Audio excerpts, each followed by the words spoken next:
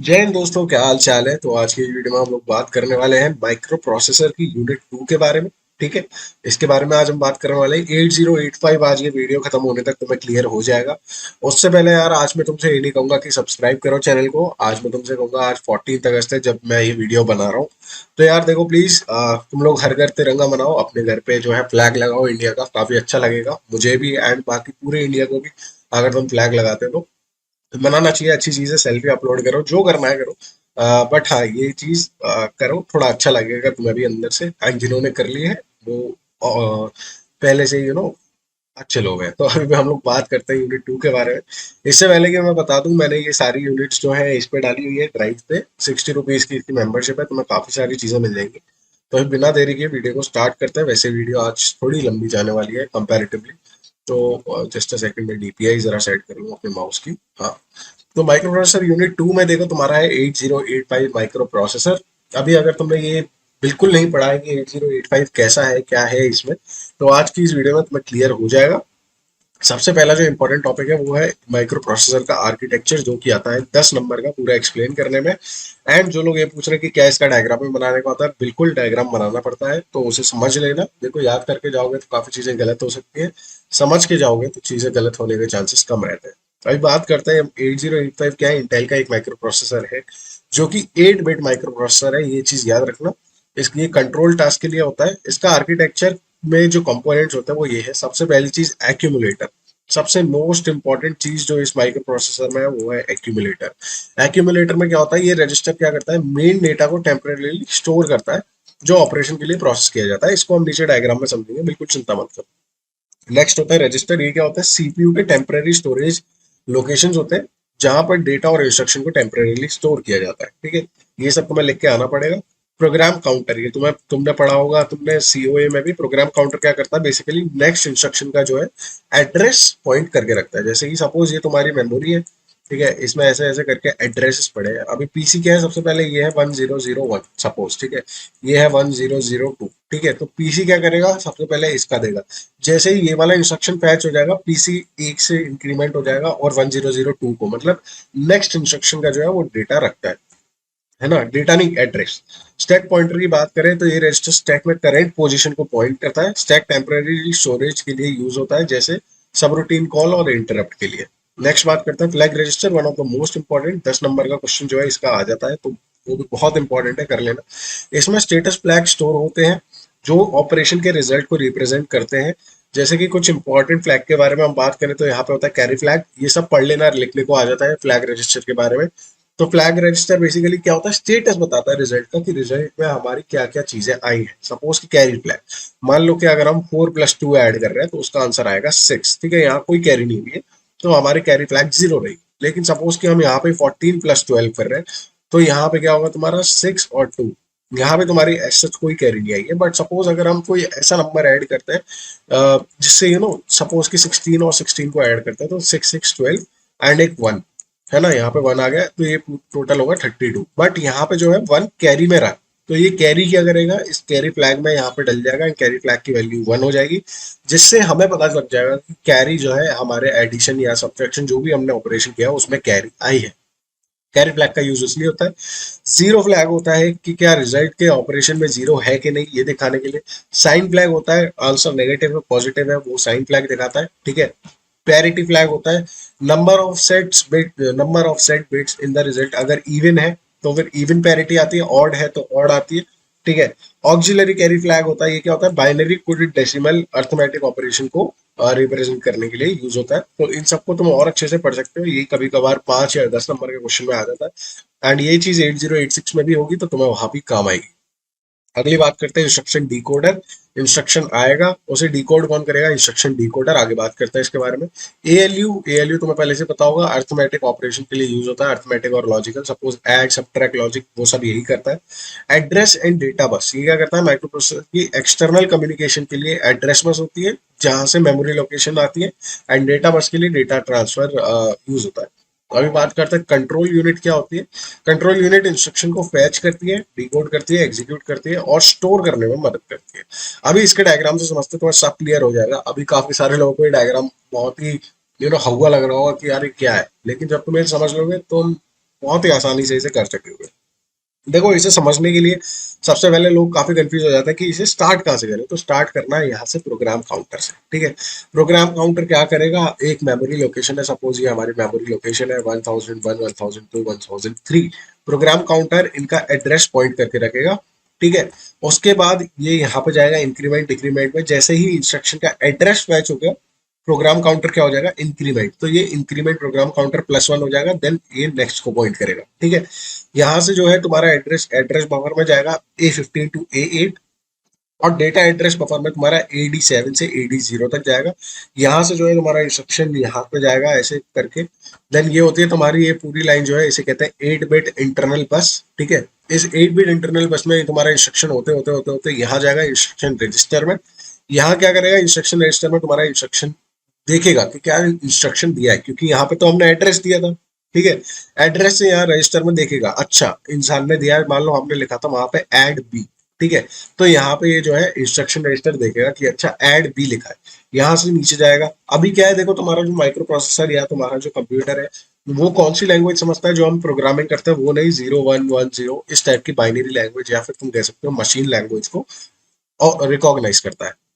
तो यार instruction decoder नाम से समझ आ रहा है, जो भी तुमने ऐड भी लिखा है जो भी लिखा है उसको मशीन कोड में कन्वर्ट करेगा। जैसे 0101 सपोज ऐड की अगर ये होती है तो इसको इसमें कन्वर्ट करेगा।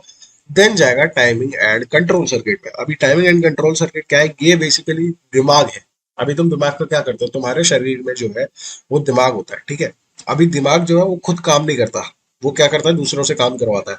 हाथ से काम करवाएगा, पैर से काम करवाएगा। तो दिमाग क्या है, बेसिकली दिमाग जो है सिग्नल रिलीज करता है कि ये काम करो। एंड काम कौन करता है, हाथ पैर। तो यहाँ पे जो है ये दिमाग है एंड ये जो है इसके हाथ पैर है सब, है ना। इनके बारे में भी हम लोग बात करेंगे। टाइमिंग एंड कंट्रोल सर्किट में काफी सारी पिंस कनेक्टेड होती है, जैसे क्लॉक होती है, कंट्रोल होती है, स्टेटस होती है, डीएम होती है, रीसेट होती है। ये सब तुम्हें याद करने पड़ेंगे, इनको समझाने के लिए ऐसा कुछ है नहीं, है ना। अभी क्या होता है यहाँ से कि टाइमिंग एंड कंट्रोल सर्किट इस पूरे माइक्रो प्रोसेसर में, इस पूरे आर्किटेक्चर में खबर फैला देता है कि भाई ऐड भी आया है, ऐड भी करना है। अभी ये देखो, तुम यहाँ से देख सकते हो ये जो डायग्राम है टाइमिंग एंड कंट्रोल सर्किट, ये हर चीज से कनेक्टेड रहता है। हर चीज पूरे माइक्रो प्रोसेसर में, आर्किटेक्चर में एक चीज ऐसी नहीं होगी जिससे ये कनेक्टेड ना हो, है ना। तो ये चीज याद रखना, इसको हर किसी से कनेक्ट करके आना। अभी हम लोग बात करते हैं, यहाँ से इसने बोला कि ऐड बी।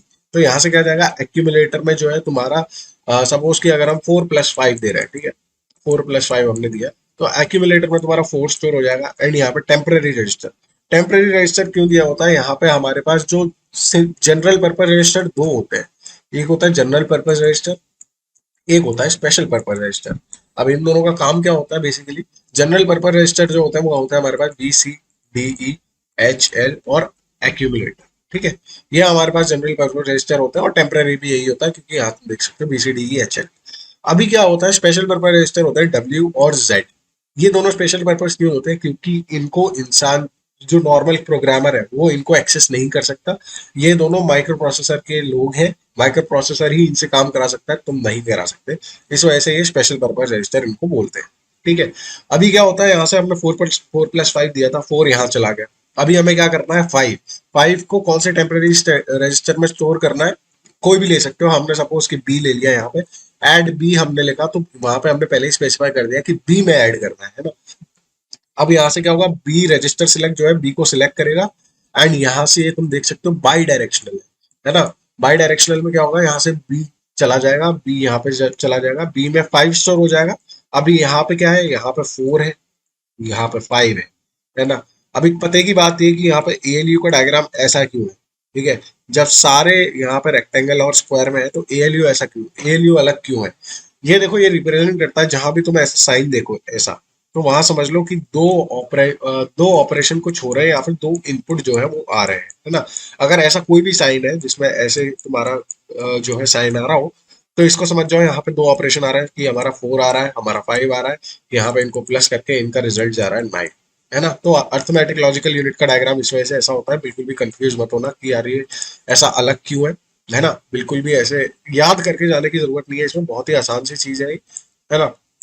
अभी बात करते हैं यहाँ पे अर्थमेटिक लॉजिकल यूनिट से तुम्हारा रिजल्ट जो है इधर चला जाता है, एंड इधर से तुम्हारा रिजल्ट जो है वो ऑब्वियसली बाहर आ जाता है। अभी बात करते हैं, हमने यहाँ पे ज्यादातर चीजें डिस्क्राइब कर रखी है। अभी बात करते हैं यहाँ पे फ्लैग रजिस्टर की, फ्लैग फ्लिप फ्लॉप। अभी फ्लैग रजिस्टर क्यों होता है, ये देखो यहाँ पे तुम बाई डायरेक्शनल है, ये क्या है बाई डायरेक्शनल, एक ही यहाँ पे एरो आ रहा है, एक एरो इसकी तरफ आ रहा है। तो चलो हमने यहाँ से जो जाता हुआ एरो है वो तो हमने देख लिया कि चलो एएलयू ने सपोज 16 को ऐड किया तो 32 आया। अभी हमारे रिजल्ट में जो है वो कैरी आई थी, तो एएलयू ने यहाँ पर डाल दिया कि हाँ भाई एक कैरी आई थी 1 और ये यहाँ पे इसने कैरी डाल दी। अब जैसे ही हम फ्लैग रजिस्टर को एक्सेस करेंगे फ्लैग हमें दिखा देगा कि हाँ भाई तेरे रिजल्ट में जो है कैरी आई थी। लेकिन यहाँ पे फ्लैग रजिस्टर इसको वैल्यू क्यों दे रहा है, तो इसका रीजन है। देखो अभी तुमने क्या किया, 16 + 16 किया, आंसर आया 32।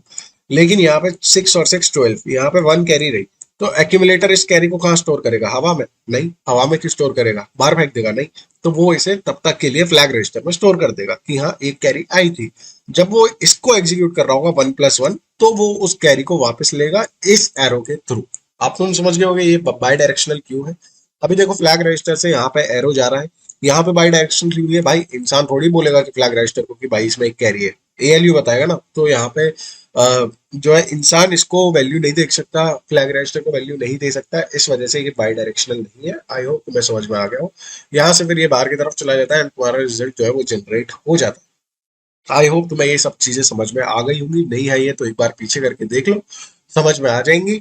एंड यहाँ पे तुम्हारे होते हैं इंटरप्ट कंट्रोल, सपोज कोई भी इंटरप्ट होता है तो वो 8 बिट इंटरनल बस से कनेक्ट रहता है। यहाँ पे इसकी कुछ 6 पिन होती है, INTR इंटरप्ट, जो जो तुम्हारा होता है INTA एक्नॉलेजमेंट होता है, यहाँ पे होता है तुम्हारा RST 5.5, RST 6.5, 7.5 एंड एक होता है तुम्हारा ट्रैप। ये सब इंटरप्ट के लिए यूज होता है। एंड यहाँ पे तुम्हारा होता है सीरियल इनपुट आउटपुट कंट्रोल, ये serial input device, serial output device, यहाँ पे 2 टाइप के डिवाइस होते हैं। एंड उसके अलावा ये जो पिन्स होती हैं इनके बारे में अपन नीचे पढ़ लेंगे, कोई दिक्कत नहीं है, अच्छे से पढ़ लेंगे, चिंता मत करो। तो यहाँ पे तुम्हारा पूरा जो माइक्रो प्रोसेसर है वो हमने डिस्कस कर लिया है। आई होप तुम्हें समझ में आया हो। एरोस का खास ध्यान रखना, एरो गलत होते हुए बहुत सारी दिक्कतें हो जाती है, तो ये चीज जरा दिमाग में रखना। एंड हाँ, यहाँ पे जितने भी ये सब 8 बिट के रजिस्टर है तुम देख सकते हो, एक्यूमुलेटर 8 बिट का है, टेम्पररी 8 बिट का है ना। यहाँ पे जो तुम्हारा क्या कहते हैं, ये सारे रजिस्टर अलग अलग 8 बिट के हैं। अभी क्या होता है, कनेक्टिविटी आ जाती है। यहाँ पे क्या होता है, सपोज कि अगर हम इसको 16 बिट का नंबर देते हैं, सपोज हमने 16 दिया, ये क्या है 16 बिट का नंबर है। अभी 8 बिट का नंबर क्या होता है 71H, ठीक है। 8 बिट का नंबर अगर हम लोग दे रहे हैं तो वो डब्ल्यू में बी में अकेले स्टोर हो जाए, लेकिन 16 दे रहे हैं, ये कैसे स्टोर होगा 8 बिट में, ये तो हो ही नहीं सकता। उस केस में हम बी और सी का अलायंस बना देते हैं, जिसको हम कहते हैं रजिस्टर पैरिटी या फिर रजिस्टर कनेक्टिविटी तुम कह सकते हो। तो बी हमेशा सी से कनेक्ट होता है, डी हमेशा ई से कनेक्ट होता है, एच हमेशा एल से कनेक्ट होता है। ये इसके HL पेयर होते हैं, HL pair, DE pair, BC pair, ठीक है। ये सारे इसके जितने भी होते हैं पेयर होते हैं, ये सारे एक दूसरे के साथ कनेक्ट हो सकते हैं जब भी 16 बिट का नंबर आएगा। नेक्स्ट यहाँ पे हमारा डब्ल्यू और जेड, ये स्पेशल पर्पज रजिस्टर जैसे मैंने तुम्हें बताए थे, ये माइक्रो प्रोसेसर खुद से यूज करता है। आई होप तुम्हें ये पूरा डायग्राम समझ में आ गया होगा। समझ आ गया होगा तो नीचे कमेंट कर देना, एक बार तुम इसे और अच्छे से पढ़ लेना, नहीं तो लास्ट में मैं तुम्हें बता दूंगा और कोई वीडियो जिससे पढ़ने के लिए। अभी बात करते हैं पिन डायग्राम की, one of the most important 10 number के लिए आ जाता है पूरा पिन डायग्राम बनाने को। अगर तो पिन डायग्राम बेसिकली यहाँ पे मैंने तो ये याद करा था, देखो याद इन द सेंस कैसे, इसकी बहुत सारी यूट्यूब पे ट्रिक भी पड़ी है बट मेरे को ट्रिक उतनी अच्छी लगी नहीं थी। तो मैंने इसको याद कैसे किया, मैंने इसको लिखा XXR, ठीक है, ये सबसे पहली वाली लाइन है XXR। देन यहाँ पे हमारे पास SOD SID आ रहा है, मतलब 2 आ रहे हैं, 2S। देन यहाँ पे T है, ट्रैप T, 3R, यहाँ पे 3R आ रहे हैं तो मैंने यहाँ लिखा 3R, ठीक है। देन हमारे पास interrupt recognition and interrupt acknowledgement 2 I है, 3R 2I। देन हमारी एड्रेस बस होती है AD0 से AD7 तक, तो यहाँ पे ये चीज ऐसे याद कर लोगे। एंड लास्ट जो होता है वो हमारा होता है VSS, ठीक है।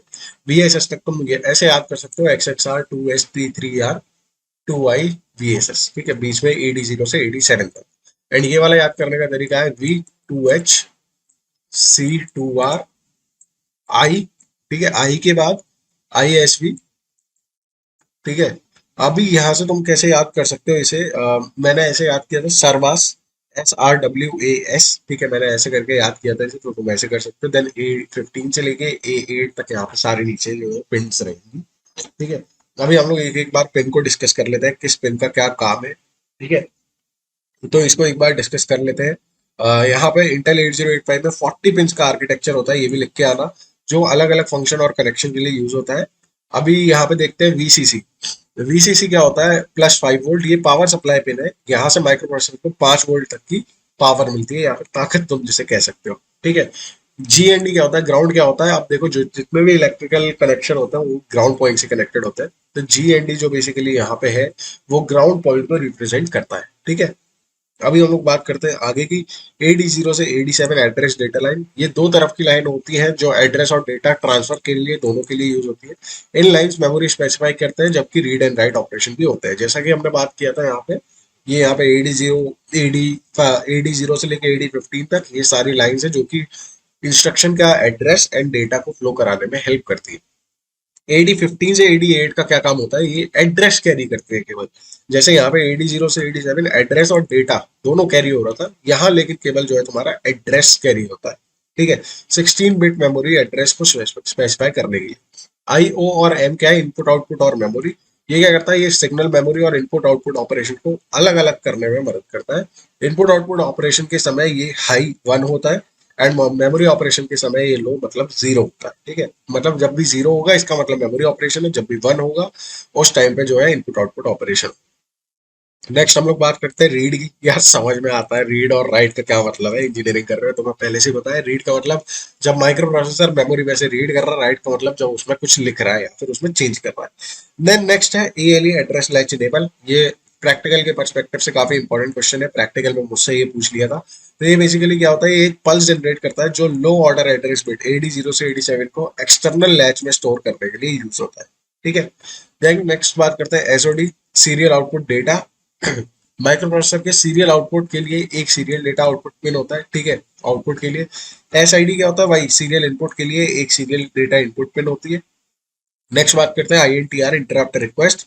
जब भी कोई एक्सटर्नल डिवाइस जो है वो इंटरप्ट करेगा बीच में तो वो होता है इंटरप्ट R, मतलब यहाँ पे रिक्वेस्ट कर रहा है एक डिवाइस बाहर से कि भाई इंटरप्ट मैं कर रहा हूँ।